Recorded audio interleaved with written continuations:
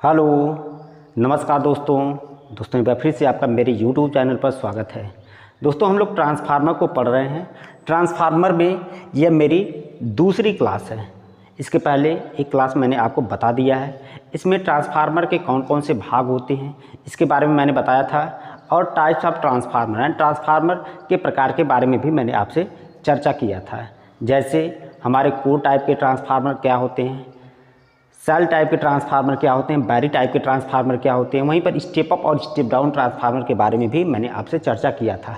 आज हम लोग देखेंगे ट्रांसफार्मर की वर्किंग, यानी ट्रांसफार्मर कैसे काम करता है, और उसके साथ साथ ट्रांसफार्मर के बारे में कुछ बेसिक जानकारी भी देखेंगे। तो सबसे पहले आइए ट्रांसफार्मर का एक छोटा सा हम लोग फिगर बनाते हैं।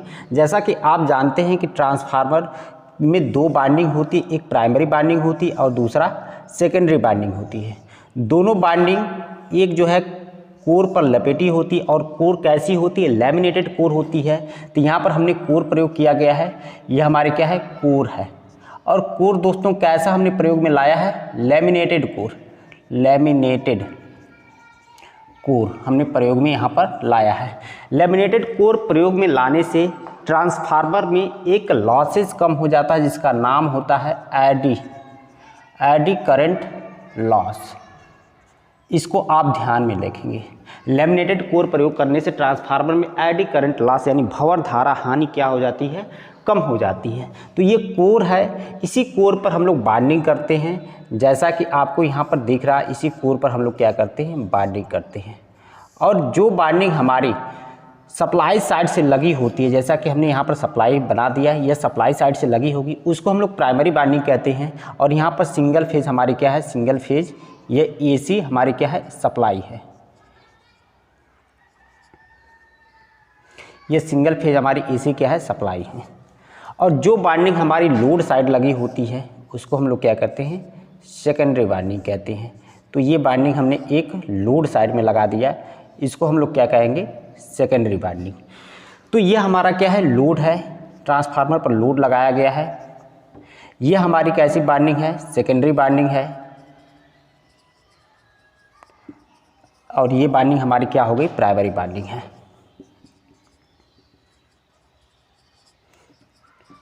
ये हमारी प्राइमरी बाइंडिंग है।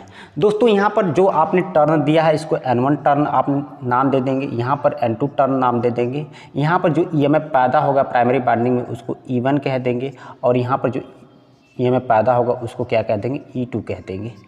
उसी प्रकार से यहाँ पर जो फ्लक्स सेटअप होगा उसको आप क्या कह देंगे, फाई कह देंगे। ऐसे फ्लक्स सेटअप होगा, ये फ्लक्स की दिशा कुछ इस तरह से होगी। यह आपका सिंगल फेज एसी सप्लाई है। अभी हम लोग ट्रांसफार्मर की वर्किंग देखेंगे, लेकिन तो कुछ इसके बारे में इम्पॉर्टेंट पॉइंट हम लोग जान लें। इम्पॉर्टेंट पॉइंट जो है ट्रांसफार्मर के बारे में क्या होता है। सबसे पहली बात आप जानेंगे कि ट्रांसफार्मर में जो बाइंडिंग, दो बाइंडिंग होती है, दोनों बाइंडिंग एक दूसरे से क्या होती है, अलग होती हैं। दोनों बाइंडिंग यानी दोनों बाइंडिंग जो होती हैं, वह दोनों बाइंडिंग जो होती हैं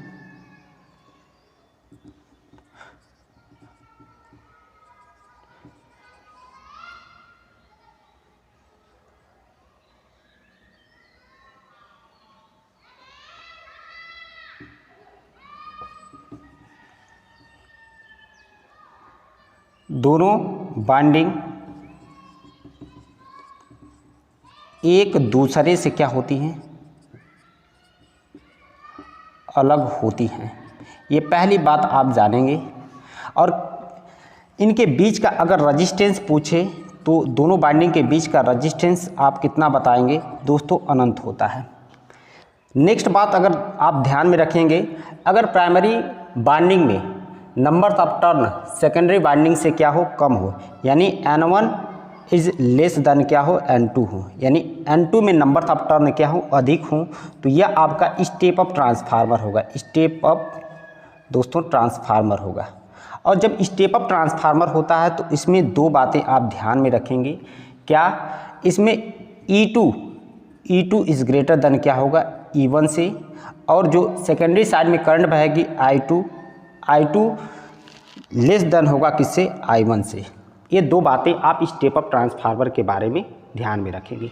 वहीं पर नेक्स्ट बात अगर आप लिखेंगे तो N1 इज ग्रेटर देन क्या हो, N2 हो, यानी N1 साइड में यानी प्राइमरी बाइंडिंग में number of turn secondary binding से क्या हो, अधिक हो, तो हमारा ट्रांसफार्मर जो होगा वह कैसा होगा, स्टेप डाउन होगा, स्टेप डाउन ट्रांसफार्मर होगा।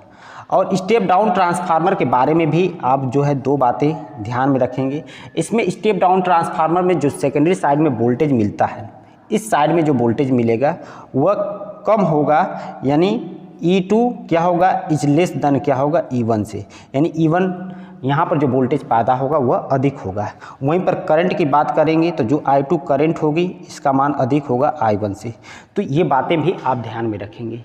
तो अभी तक मैंने आपको 4 बातें बताया। दोनों बाइंडिंग एक दूसरे से क्या होती हैं, अलग होती है, इनके बीच रेजिस्टेंस अलग होता है। अगर इस बाइंडिंग में नंबर ऑफ टर्न की बात करें तो अगर सेकेंडरी में नंबर ऑफ टर्न प्राइमरी से क्या हो, अधिक हो, तो स्टेप अप हमारा ट्रांसफार्मर होता है। और जब स्टेप अप ट्रांसफार्मर होता है तो इसमें जो सेकेंडरी साइड में वोल्टेज इंड्यूस्ड होती है वो प्राइमरी से अधिक होती है, और जो सेकेंडरी साइड में करंट होती है वो प्राइमरी साइड से कम होती है। ये भी बात आपको ध्यान में रखना है। वहीं पर अगर N1 यानी प्राइमरी साइड में जो नंबर ऑफ टर्न है वह अधिक हो सेकेंडरी साइड से, तो यह ट्रांसफार्मर आपका स्टेप डाउन होता है। और स्टेप डाउन ट्रांसफार्मर में हमेशा याद रखेंगे जो सेकेंडरी साइड में वोल्टेज मिलती है वह प्राइमरी साइड से कम मिलती है, यानी प्राइमरी साइड में अधिक वोल्टेज होती है। और करंट जो होती है वह सेकेंडरी साइड में क्या होती है, अधिक होती है, प्राइमरी साइड में कम होती है। अगली बात ट्रांसफार्मर के बारे में आप ध्यान में रखेंगे, पावर हमेशा पावर और क्या होती है, फ्रीक्वेंसी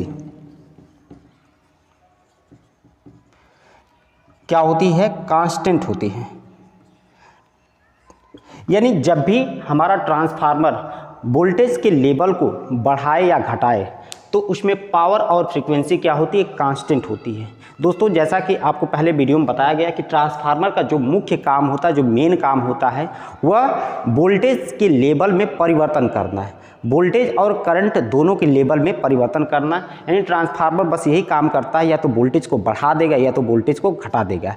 अगर वोल्टेज को घटा रहा है तो स्टेप डाउन ट्रांसफार्मर होगा, अगर वोल्टेज को बढ़ा देगा तो स्टेप अप ट्रांसफार्मर होगा। ओवरऑल जब भी यह वोल्टेज को स्टेप अप या स्टेप डाउन करेगा उसमें पावर और फ्रीक्वेंसी क्या होती है, कांस्टेंट होती है। कैसे कांस्टेंट होती है कि जो हमारे प्राइमरी साइड में पावर होती है उतना ही पावर हमारी क्या होती है, सेकेंडरी साइड में होती है। ये भी बात आप ध्यान में रखेंगे। अब दोस्तों हम लोग इसके वर्किंग के बारे में देखेंगे और चर्चा करेंगे कि कैसे हमारा ट्रांसफार्मर काम करता है। तो आइए हम लोग ट्रांसफार्मर की वर्किंग को देखते हैं। तो इसको मैं थोड़ा सा रब कर दूं।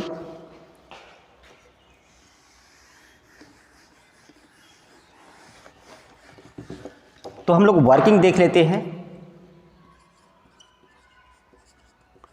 तो सबसे पहले बात आपको ध्यान में होना चाहिए कि जो ट्रांसफार्मर होता है यह फैराडे के विद्युत चुंबकीय प्रेरण के सिद्धांत पर कार्य करता है। सिद्धांत पर क्या करता है, कार्य करता है। ये पहली बात आपको वर्किंग में पता होना चाहिए कि जो ट्रांसफार्मर होता है वो फैराडे के विद्युत चुंबकीय प्रेरण के सिद्धांत पर कार्य करता है। अब ये विद्युत चुंबकीय प्रेरण का सिद्धांत कहता क्या है, ये बात अगर समझ में आ गया आपको तो आपकी इसकी वर्किंग समझ जाएंगे जो है। तो सबसे पहले हम लोग देखेंगे विद्युत चुंबकीय प्रेरण होता क्या है। तो विद्युत चुंबकीय प्रेरण का मतलब क्या होता है, इलेक्ट्रोमैग्नेटिक इंडक्शन जिसको इंग्लिश में हम लोग कहते हैं, इसको हम लोग क्या कहते हैं, इलेक्ट्रोमैग्नेटिक इंडक्शन, विद्युत चुंबकीय प्रेरण यानी इलेक्ट्रोमैग्नेटिक इंडक्शन। यह क्या होता है और यह कैसे काम करता है इसको हम लोग देखेंगे। तो विद्युत चुंबकीय प्रेरण का मतलब क्या है, इसको हमको समझना है। तो सबसे पहले हम लोगों को ध्यान में देना होगा फैराडे का नियम, यानी फैराडे का नियम। फैराडे ने क्या बताया था अपना विद्युत चुंबकीय प्रेरण से संबंधित। तो फैराडे साहब ने 2 नियम दिया था दोस्तों। इन दोनों नियम को आप समझ जाइए, आपके लिए जो है बहुत ही बेहतर ये दोनों नियम काम करेंगे। तो सबसे पहले फैराडे का जो फर्स्ट लॉ था, इन्होंने क्या बताया था कि जब कोई कंडक्टर किसी मैग्नेटिक फील्ड में क्या करे, घुमाया जाए, कंडक्टर को मैग्नेटिक फील्ड में घुमाया जाए, यानी कंडक्टर जब किसी मैग्नेटिक फील्ड को काटेगा तो उसमें ईएमएफ पैदा होता है। ये फैराडे साहब ने बताया था। यानी सबसे पहले अगर मैं आपको यहाँ पर कोई मैग्नेटिक फील्ड बना दूँ, और मैग्नेटिक फील्ड कहाँ से पैदा होगा, किसी चुंबक से पैदा होगा। तो यहाँ पर देखिए, एक मैंने आपके लिए एक चुंबक बना दिया, चुंबक के दो पोल, एक नॉर्थ और दूसरा साउथ। इसका मैग्नेटिक फील्ड नॉर्थ से साउथ की तरफ आपको दिखा दिया गया है। इसी मैग्नेटिक फील्ड में अगर ये मान लीजिए छोटा सा हमने कोई कंडक्टर लिया, इस कंडक्टर को घुमाएं किसी बाहरी मैकेनिज्म से, इस कंडक्टर को, ये हमारा कंडक्टर है, इसको किसी बाहरी मैकेनिज्म से घुमाएं तो इसमें ईएमएफ पैदा होता है। ये फैराडे साहब ने बताया था, और यही फैराडे का पहला नियम होता है। फैराडे का जो दूसरा नियम होता है, यानी सेकेंड लॉ होता है, ये क्या कहता है कि ये कंडक्टर हमारा स्थिर हो, कंडक्टर क्या हो, स्थिर हो, और किसी माध्यम से हम लोग क्या करें, मैग्नेटिक फील्ड को ही घुमा दें।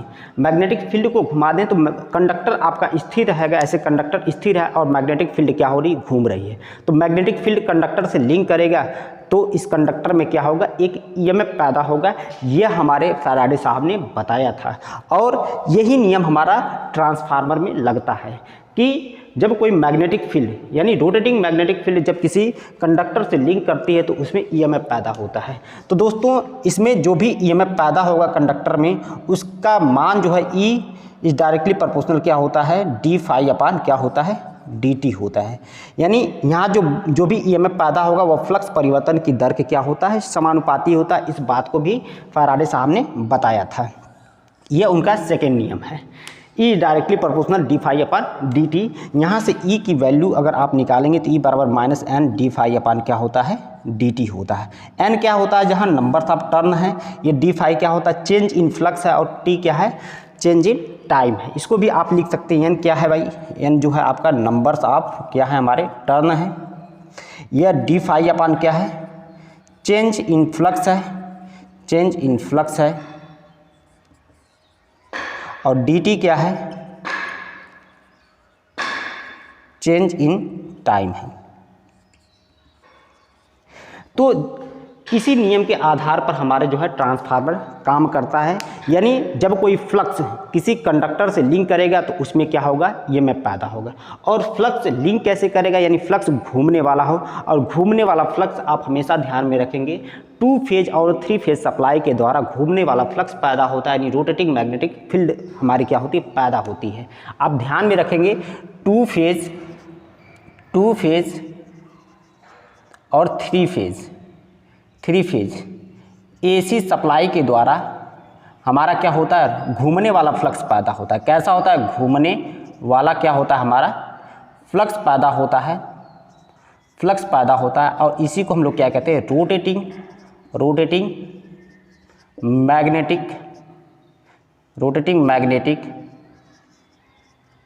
फील्ड कहते हैं, रोटेटिंग मैग्नेटिक फील्ड कहते हैं। तो ये 2 फेज और 3 फेज सप्लाई के द्वारा हमारा घूमने वाला फ्लक्स पैदा होता है, इसी को हम लोग रोटेटिंग मैग्नेटिक फील्ड कहते हैं। सिंगल फेज सप्लाई के द्वारा हमारा पल्सेटिंग फ्लक्स पैदा होता है, और इसका मैग्नीट्यूड हर समय के साथ क्या होता है, चेंज होता रहता है। इतनी बेसिक जानकारी मैंने आपको फैराडे के नियम के बारे में बता दिया। तो सबसे पहली बात आपको याद रखना है, वर्किंग में जो फैराडे जो वर्किंग होता है, वह ये ट्रांसफार्मर का फैराडे के विद्युत चुंबकीय प्रेरण के सिद्धांत पर कार्य करता है। और ये विद्युत चुंबकीय प्रेरण का सिद्धांत फैराडे का क्या कहता है, इन्होंने 2 नियम दिया था। इन्होंने फर्स्ट लॉ में बताया था कि जब कोई कंडक्टर किसी फ्लक्स को काटे तो उसमें ईएमएफ पैदा होगा, और इसी में उन्होंने बताया था अगर आपका कंडक्टर स्थिर हो और फ्लक्स किसी माध्यम से क्या हो, कंडक्टर से लिंक करे तो उस कंडक्टर में क्या होगा, ईएमएफ पैदा होगा। तो फैराडे का जो दूसरा नियम है कि कंडक्टर आपका स्थिर हो और फ्लक्स क्या हो, उससे लिंक करे तो उसमें ईएमएफ पैदा होगा, और जो ईएमएफ पैदा होगा उसका मान हम लोग इस वैल्यू से ज्ञात कर सकते हैं, E directly proportional d phi upon d t से। यानी जो भी ईएमएफ पैदा होगा वह फ्लक्स परिवर्तन की दर के समानुपाती होगा। अब आइए हम लोग इस फिगर को समझते हैं। दोस्तों, जैसा कि आप जान रहे हैं कि इस प्राइमरी वाइंडिंग को जैसे ही आप सिंगल फेज एसी सप्लाई से लगाएंगे तो इसमें क्या होगा, करंट बहेगी। इस वाइंडिंग में क्या होगा, करंट बहेगी। और आप हमेशा याद रखिए कि जब भी किसी वाइंडिंग में करंट बहती है तो पूरी की पूरी वाइंडिंग क्या हो जाती है, मैग्नेट बन जाती है। पूरी की पूरी वाइंडिंग क्या हो जाती है, मैग्नेट बन जाती है। और इस तरह से जो मैग्नेट बनता है उसको इलेक्ट्रोमैग्नेट कहते हैं। तो यहाँ पर मैग्नेट बन गया, और मैग्नेट बन गया तो इसका फ्लक्स पैदा होगा दोस्तों। और ये जो फ्लक्स पैदा होगा, यही फ्लक्स देखिए इस लैमिनेटेड कोर के माध्यम से इधर से घूमते हुए यहाँ तक आएगा, और ये फ्लक्स क्या होगा, इस सेकेंडरी वाइंडिंग से लिंक करेगा। सेकेंडरी वाइंडिंग से क्या होगा, लिंक करेगा। और यही मैंने आपको बताया कि जब कोई फ्लक्स किसी वाइंडिंग से लिंक करेगा, किसी कंडक्टर से लिंक करेगा, तो उसमें क्या होगा, ईएमएफ पैदा होगा। यानी जब ये फ्लक्स इस वाइंडिंग से लिंक करेगा तो इसमें जो ईएमएफ पैदा होगा उसको आपने E2 बताया, और यहाँ पर ईएमएफ पैदा होगा। और ये वाइंडिंग अगर लोड के द्वारा, यहाँ पर लोड के द्वारा क्लोज्ड होगी तो इसमें करंट भी बहेगी, और इसको नाम आपने दिया I2। तो यहाँ पर दो करंट आपने बताया, एक I1 और दूसरा I2। जो कि I2 जो करंट होती है दोस्तों, ये हमेशा याद रखेंगे, जब सेकेंडरी साइड में लोड लगाते हैं तो हमारी I2 करंट बहती है। तो इतनी बेसिक सी जानकारी आपके सामने साझा करना था फैराडे के नियम के बारे में, जो कि फैराडे के नियम के आधार पर हमारा ट्रांसफार्मर काम करता है। एक बार फिर से मैं आपको बता दूं कि इस वाइंडिंग को जब हम सिंगल फेज एसी सप्लाई से लगाएंगे तो इसमें करंट बहेगी तो इस वाइंडिंग का अपना फ्लक्स पैदा होगा। और जब इस वाइंडिंग के खुद का फ्लक्स जब इसी वाइंडिंग से लिंक करे तो इस तरह से इस वाइंडिंग में जो ईएमएफ पैदा होगा उसको हम लोग क्या कहते हैं, सेल्फ इंड्यूस्ड ईएमएफ कहते हैं। सेल्फ इंड्यूस्ड ईएमएफ कहते हैं। और जब इस वाइंडिंग का फ्लक्स किसी पास में रख के दूसरी वाइंडिंग से लिंक करें तो इसको हम लोग क्या कहते हैं, म्यूचुअल इंड्यूस्ड ईएमएफ कहते हैं, ईएमएफ कहते हैं। तो ये भी दोनों बातें याद रखेंगे। प्राइमरी वाइंडिंग में जो ईएमएफ पैदा होता है वह सेल्फ इंड्यूस्ड ईएमएफ होता है, और जो सेकेंडरी वाइंडिंग में ईएमएफ पैदा होता है वह म्यूचुअल इंड्यूस्ड ईएमएफ होता है। और दोनों सेल्फ इंड्यूस्ड ईएमएफ और म्यूचुअल इंड्यूस्ड ईएमएफ जो कि ये फैराडे के नियम पर ही आधारित है। तो दोस्तों यह वर्किंग थी। इसके बाद हम लोग देखेंगे कि जो भी हमारा ट्रांसफार्मर में ईएमएफ पैदा होता है उसका मैग्नीट्यूड कितना होता है। इसी तरह से छोटी छोटी पार्ट्स मैं आपके लिए ट्रांसफार्मर से संबंधित लेकर आऊँगा। दोस्तों अगर वीडियो आपको अच्छा लगे तो वीडियो को लाइक करिए, चैनल को सब्सक्राइब करिए और अपने दोस्तों में शेयर करिए। वीडियो देखने के लिए आपका बहुत बहुत धन्यवाद। Thank you.